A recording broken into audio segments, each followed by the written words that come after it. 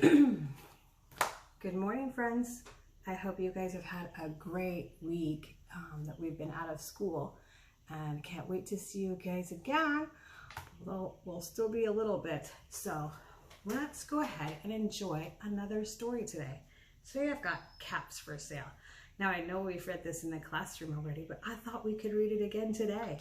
So it's called Caps for Sale. It's a tale of a peddler, some monkeys, and their monkey business. This is told and illustrated. That word illustrated means the pictures were drawn by Esphyr, Slobodkina. That's a hard name to say. Okay, let's get started. Once there was a peddler who sold caps, but he was not like an ordinary peddler, carrying his wares on his back. He carried them on the top of his head. First, he had his own checked cap, then a bunch of gray caps, then a bunch of brown caps, then some blue ones, and on the very top, a bunch of, red caps. He walked up and down the streets, holding himself very straight, so as not to upset his caps. As he went along, he called, "Caps, caps for sale, 50 cents a cap."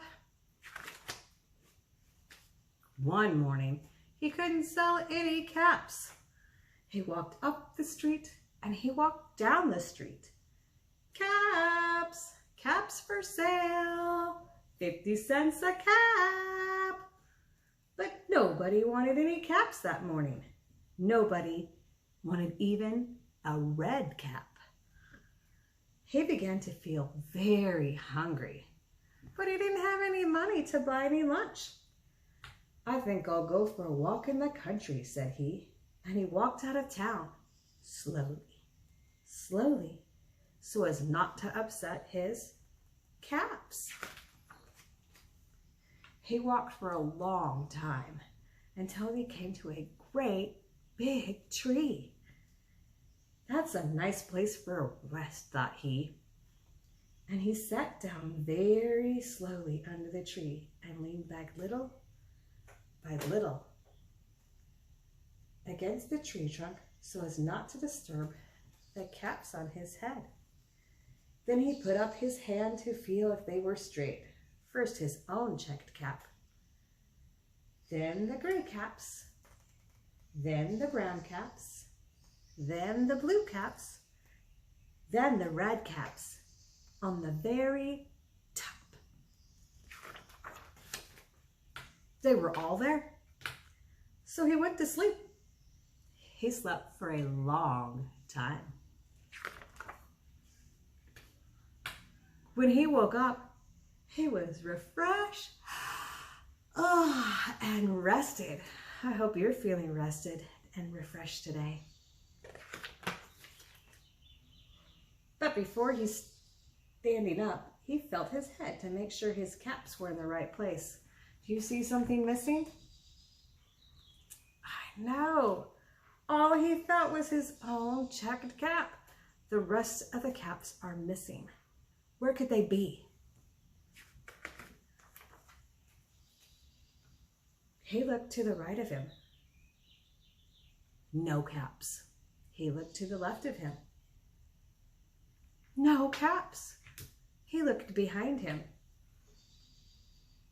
No caps. He looked behind the tree. No caps. Oh my goodness, where are these caps? Then he looked up into the tree. And what do you think he saw?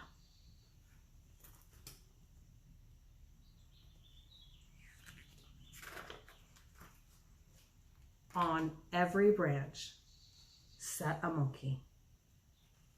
On every monkey was a gray, or a brown, or a blue, or a red cap. The peddler looked at the monkeys. The monkeys looked at the peddler. He didn't know what to do. Finally, he spoke to them. "You monkeys, you," he said, shaking a finger at them. "You better give me back my caps."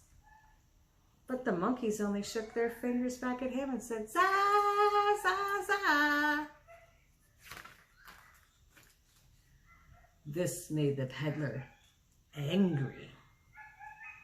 So he shook both hands at them and said, "You monkeys, you give me back my caps." But the monkeys only shook both their hands back at him and said, "Da, za, za." Now he felt quite angry. He stamped his foot and he said, "You monkeys, you better give me back my caps." But the monkeys only stamped their feet back at him and said, "Za, za, za." By this time, the peddler was very, very angry.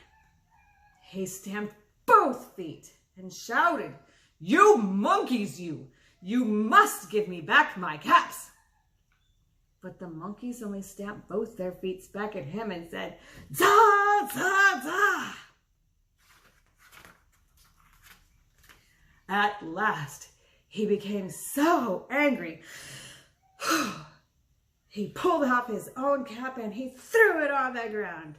And he began to walk away. But then, each monkey pulled off his cap. What do you think those monkeys did with those caps?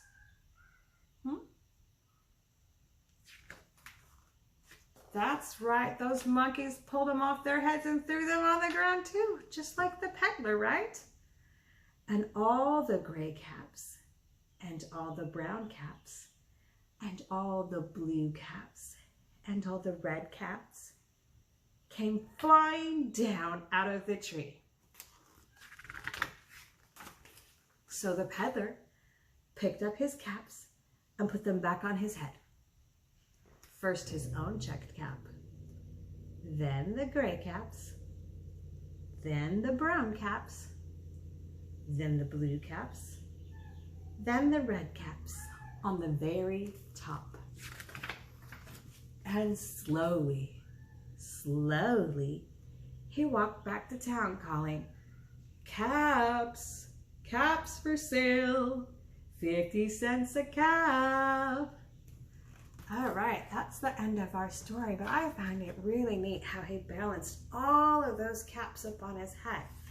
I want to know, what do you think you can balance on your head? Go ahead and show me and let me know. Give it a try. All right, we'll see you guys.